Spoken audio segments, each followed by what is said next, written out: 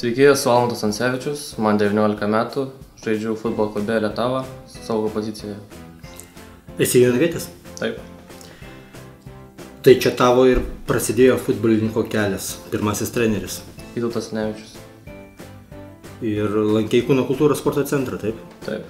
2003 metais pradėjau lankyti.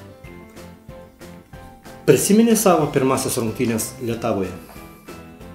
Buvo gal 17 metų, buvau tik grįžęs iš Kauno. Sujungiau, treneris matė perspektyvų, pabandžiau sužaisti.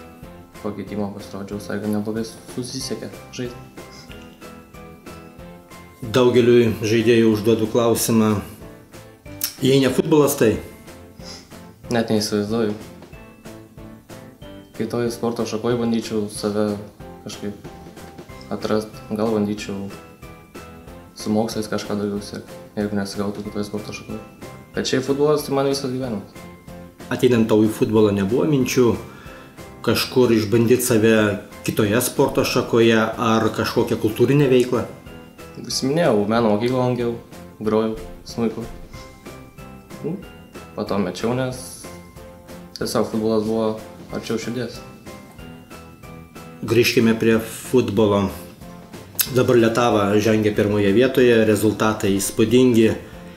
Į juos nežiūrint, iki sezono pabaigos liko trečdalis kelio.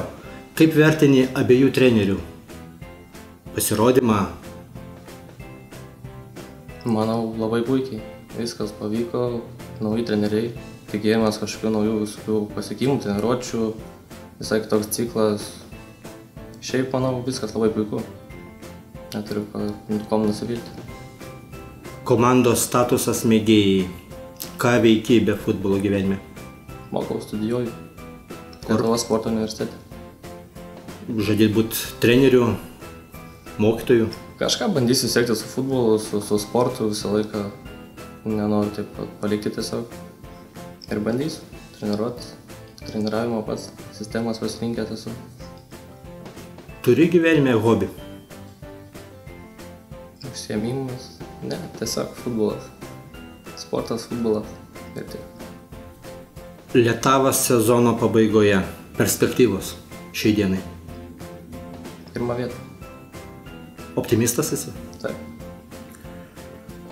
Ar tenka tau mintimis nusikelti į netolimą ateitį ir pagalvoti apie savo gyvenimą po 10-15 metų? Ką nori veikti apskritai? Jeigu bus galimybė ir dar paleisti sveikatą po 10-15 metų toliau žaisti futbolą, nežinau, sukurti šeimą, judėti tiesiog pirmin. Sėkmės ir dėkui už pokalbį. Dėkui jums.